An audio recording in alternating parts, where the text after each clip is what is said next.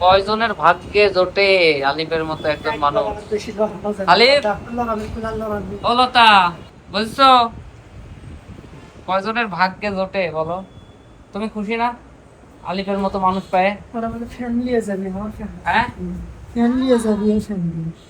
প্রতিটা মেয়ের দেখা উচিত আসলে একজন ভালো ভালো ভালোবাসার মানুষ বা একজন প্রিয় মানুষ বা একজন তার স্বামী তার কতটা সেবা করতে পারে, আসলে একজন প্রতিটা মানুষের এগুলো দেখা উচিত।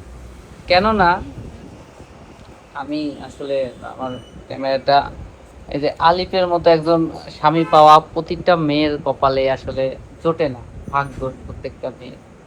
আর আলিফের এই সেবা করা, সেবা যত্ন করা দেখে আমি নিজেই মুগ্ধ। আর আরেকটি কথা, সবাই স্বামীর সাথে যেভাবে তর্ক বিতর্ক বা একটা ছোট ঝামেলা আরো কিভাবে লাগানো যায় সেই পরিকল্পনা করে, সেটা যদি তারা যদি মিউচুয়াল করে নিত তাহলে হয়তো বা এই ঝামেলাগুলো এত দূর গড়াইতো না। আর বাহিরের মানুষ সবসময় শুধু আপনাকে, কি বলবো, এগুলো বলা ঠিক না এখন, আমরা আসলে অন্য সময় টপিক নিয়ে আলোচনা করবো লতা।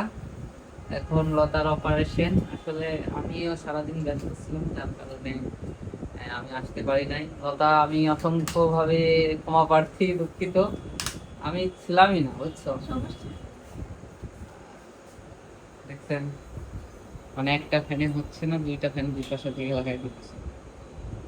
আমি মুগ্ধ, মানে ওদের আলিফের সেবা দেখে যতবারই দেখছি, আলিফ আলিফ লতাকে যেভাবে টেক কেয়ার করে, আসলে হাজবেন্ড কারে কয় আলিফকে দেখে বোঝা যায়।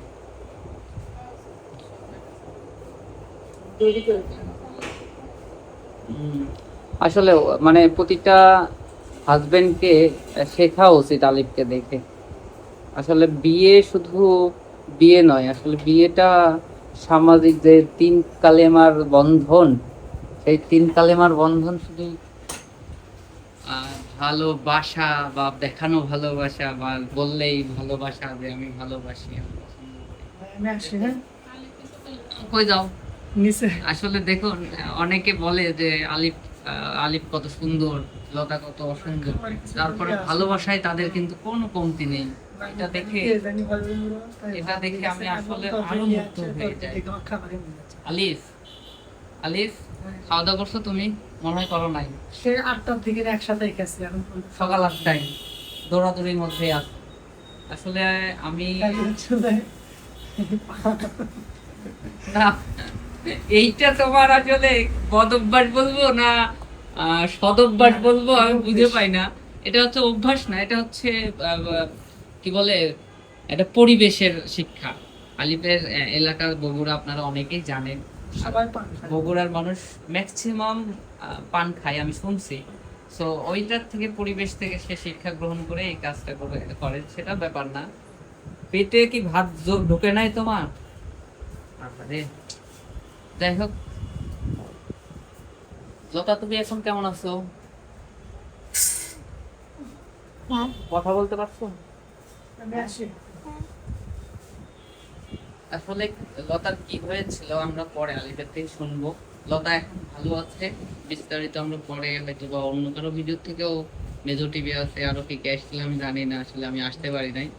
সবাই আসছিল, তাদের ভিডিও থেকে দেখতে পারেন, অথবা আমি পরে আপনাদেরকে একটা আপডেট দেবো আপনারা যদি জানতে চান আসলে লতা কি হয়েছিল। আমিও অনেকদিন ভিডিও বা কন্টেন্ট ক্রিয়েশনের বাইরে আছি, কারণ আমি একটা নতুন আমার প্রজেক্ট নিয়ে কাজ করতেছি, যার কারণে আমি এদিকে সময় দিতে পারছি না।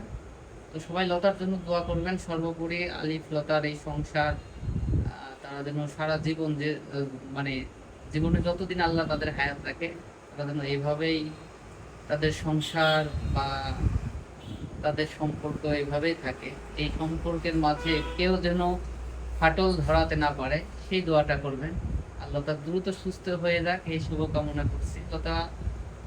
শুভকামনা, লতার জন্য শুভকামনা, লতা খুব দ্রুত সুস্থ হয়ে আবার আপনাদের মাঝে সুন্দর সুন্দর ভিডিও উপহার দিক। আর আমরা দেখে দেখে অনেক খুশি হব। তাদের গ্রাম চঞ্চল প্রকৃতি খুবই সুন্দর লাগে। সবাই ভালো থাকবেন, লতার জন্য দোয়া করবেন। আসসালামু আলাইকুম।